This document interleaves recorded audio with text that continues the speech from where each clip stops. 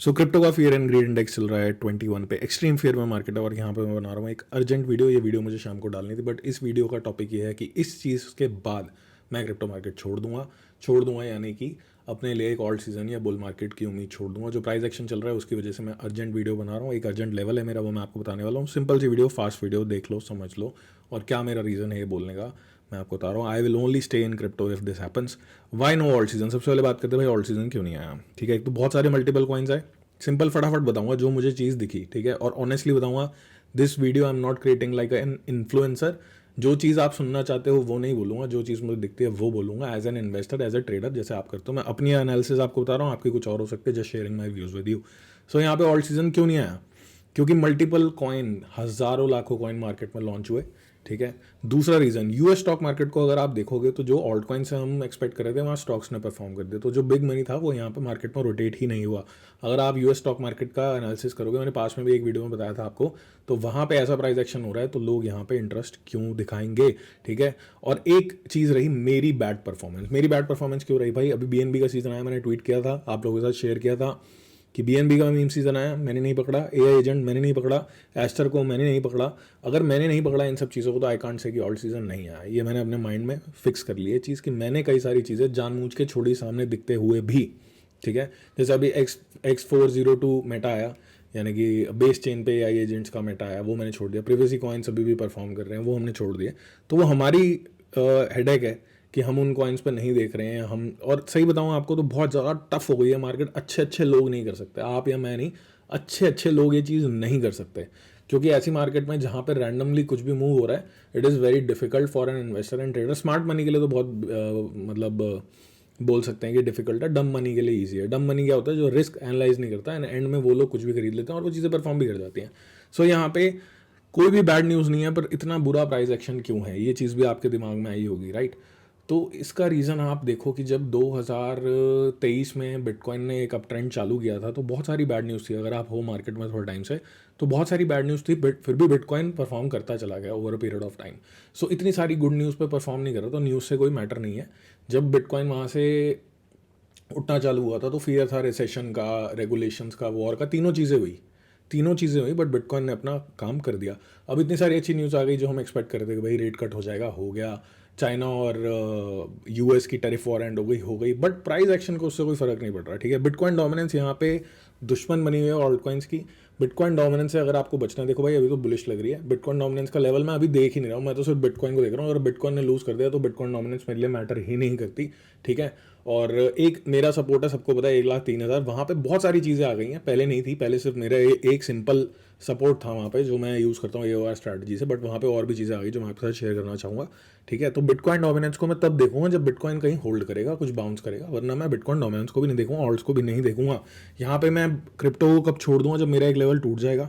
ठीक है। सिंपल और ऑनेस्ट ओपिनियन है। नीचे एक रेड लाइन दिख रही है, दैट इज 1031131। किसी का 1,02,000 भी हो सकता है लेवल, किसी का 1,01,000 भी हो सकता है। अगर इसके नीचे कैंडल जाती भी है तो दो सिनेरियोज में देखता हूँ। एक तो वो विक में कन्वर्ट हो जाए, एक ये कि कैंडल क्लोज हुई यहाँ पे और दूसरी कैंडल ऊपर आ गई दोबारा, जिसको हम बोलते हैं डिविएशन, तो ठीक है।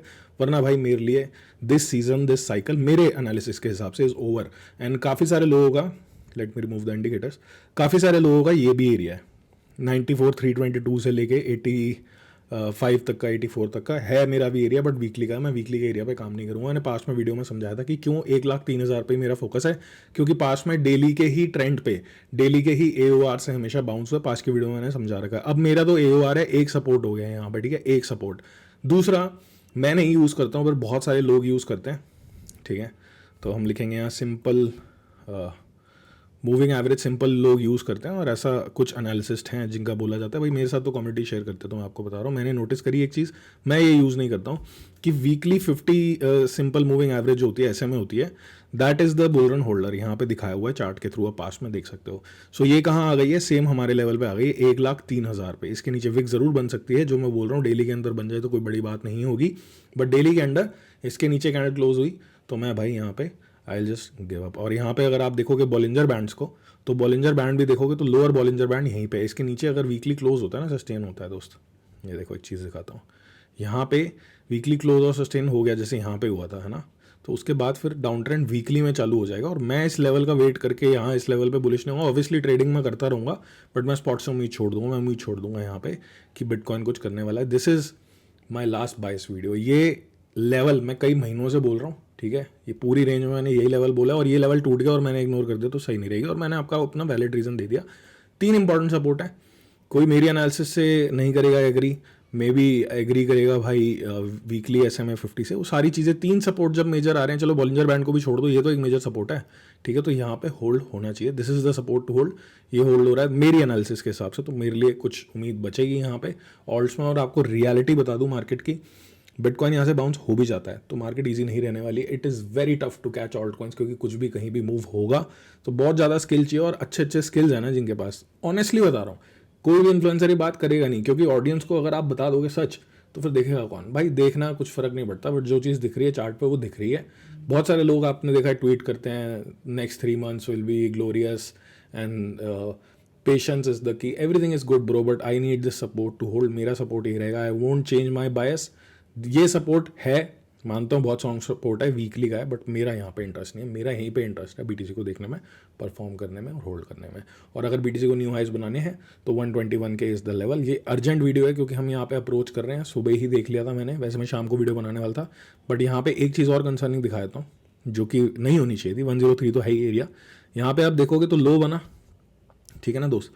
इस लो को अगर देखोगे जो 17 अक्टूबर को बना था, जो बना था 1,03,700 पे, इस लो के अकॉर्डिंग तो यहीं से बाउंस हमें मिल जाना चाहिए था जहां कल कैंडल क्लोज हुई थी। इसके बाद तो एक अप ट्रेंड कंटिन्यू होता, बट ये जो एरिया तोड़ दिया ना, this is also very concerning. So this is my video, may be the last explanation video of this level. इसके बाद मैं फोकस करूंगा चीज़ों पे, गोल्ड पे, बिटकॉइन पे, मार्केट पे फोकस करूंगा, ट्रेडिंग करूंगा। बट भाई मैं इसके बाद फालतू की भी कोई भी होप नहीं रखूंगा। This is my analysis. Thank you for watching, stay safe, take care, see you again.